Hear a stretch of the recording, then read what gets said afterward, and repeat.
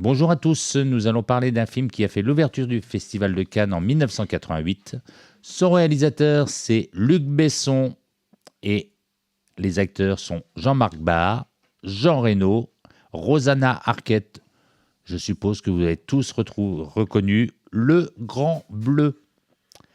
L'histoire, la rivalité de deux enfants dans la mer, en Grèce, oppose deux fans de plongée. Le français Jacques Mayol et l'italien Enzo Molinari. Lequel des deux plongera le plus loin et le plus profond?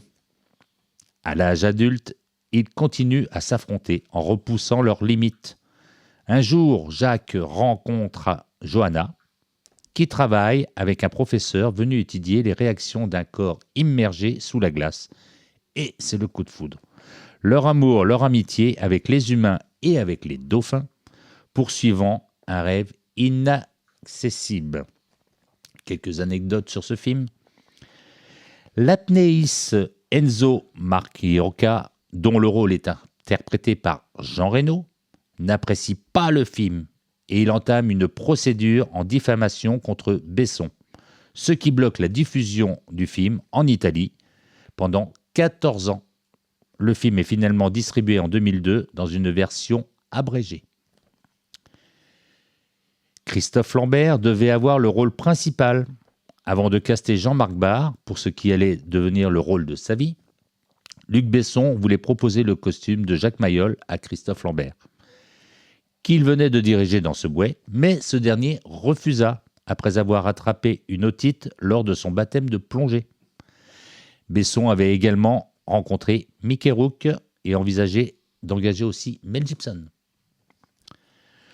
Jean Reno et Jean-Marc Barr s'entraînent énormément à plonger et à rester en apnée. Ils descendent même jusqu'à 30 mètres de profondeur et se défiant régulièrement l'un et l'autre. Jean Reno frôle même la syncope. Des conditions de tournage épiques. Le tournage du Grand Bleu, qui s'est déroulé donc en Grèce et au Pérou, a été physiquement très éprouvant, tant pour les comédiens, comme je viens de le dire, et ainsi que pour l'équipe technique. Une quinzaine de descentes sous-marines quotidiennes, des conditions climatiques souvent délicates. À noter qu'aucun des acteurs n'a été doublé pour les scènes de plongée. Le public américain n'a jamais pu entendre Eric Serra. C'est un choix étonnant et pourtant, c'est regrettable, mais c'est comme ça. La musique culte d'Eric Serra n'a pas été jouée aux États-Unis. Le public a découvert en salle une nouvelle partition composée par Bill Conti, le papa de la musique de Rocky.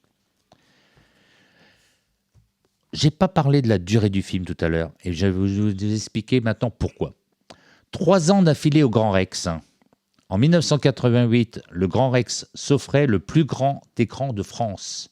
Le grand large, 21 mètres de long, sur 11 de hauteur.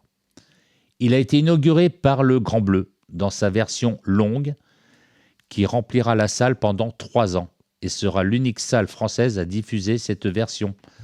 Donc la version longue était de 168 minutes, alors que le film en salle normale était de 132 minutes. Voilà, c'était les petites anecdotes sur le Grand Bleu. On va aller d'ailleurs plonger dedans puisqu'il fait très chaud.